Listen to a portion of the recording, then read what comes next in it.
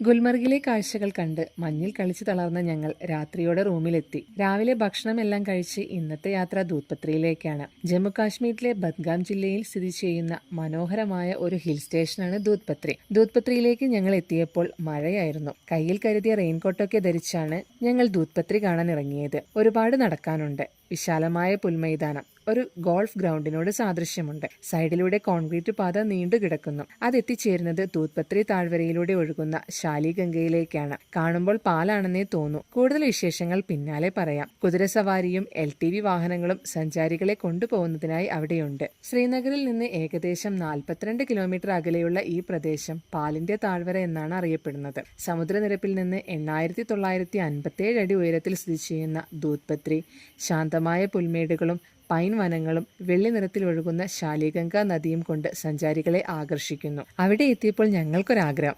അച്ചുവിനെയും സിച്ചുവിനെയും കൊണ്ട് ഒരു ഡാൻസ് കളിപ്പിക്കണം. ഒരു പാട്ട് ഫോണിൽ പ്ലേ ചെയ്തു. എത്ര സന്തോഷത്തോടെ ആസ്വദിച്ചാണ് രണ്ടുപേരും കളിക്കുന്നത്. ആദ്യമൊക്കെ ചേട്ടൻ്റെ സ്റ്റെപ്പ് നോക്കിയാണ് അനിയൻ കളിച്ചുകൊണ്ടിരുന്നത്. പിന്നീട് അവൻ സ്വന്തം ആസ്വദിച്ച് കളിക്കാൻ തുടങ്ങി.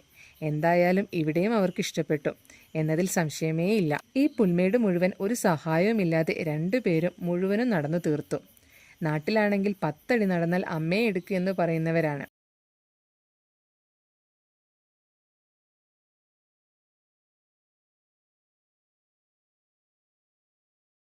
പാലിന്റെ താഴ്വര എന്നാണല്ലോ ഇതറിയപ്പെടുന്നത്. കാരണം ഇവിടെ ഒഴുകുന്ന നദിയിലെ വെള്ളം ദൂരെ നിന്ന് നോക്കുമ്പോൾ പാൽ പോലെ വെളുത്തതായി തോന്നുന്നു.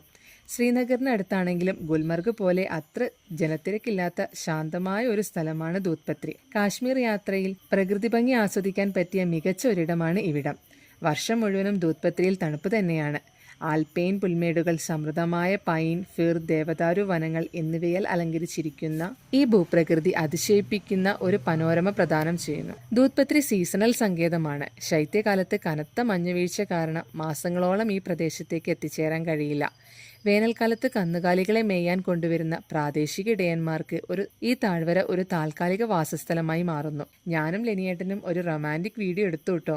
പശ്ചാത്തലമായി ഇടതൂർന്നു നിൽക്കുന്ന പൈൻമരക്കാടുകളും പച്ച പുതച്ചു നിൽക്കുന്ന പുൽമേടുകളും. അച്ചുവും സിച്ചുവും അങ്ങനെ നടക്കുന്നുണ്ട്. പുൽമേടുകൾക്കിടയിൽ ജലം കെട്ടി നിൽക്കുന്ന വൃത്താകൃതിയിലുള്ള സ്ഥലങ്ങൾ കാണാം. ഇടയ്ക്കിടയ്ക്ക് കോടമഞ്ഞ് കയറി വരുന്നുണ്ടായിരുന്നു. കൂടെ മഴയുടെ ചാറലും. കുറച്ചു കഴിഞ്ഞപ്പോഴേക്കും കാലാവസ്ഥ മാറി. സൂര്യൻ പ്രത്യക്ഷപ്പെട്ടു. ദൂത്പത്രിയെല്ലാം ചുറ്റിക്കറങ്ങി കണ്ട് സന്തോഷത്തോടെയാണ് ഞങ്ങൾ മടങ്ങുന്നത്. ഇനി ഇവിടെ നിന്നും പോകുന്നത് ഹസ്രത് ബാൽ പള്ളിയിലേക്കാണ്. അവിടുത്തെ വിശേഷങ്ങളുമായി അടുത്ത വീഡിയോയിൽ കാണാം. ബായ്. ചെറിയൊരു ഓർമ്മപ്പെടുത്തൽ നടത്തട്ടെ. വീഡിയോ ഇഷ്ടപ്പെട്ടാൽ ലൈക്ക് ചെയ്യാനും സബ്സ്ക്രൈബ് ചെയ്യാനും മറക്കല്ലേ.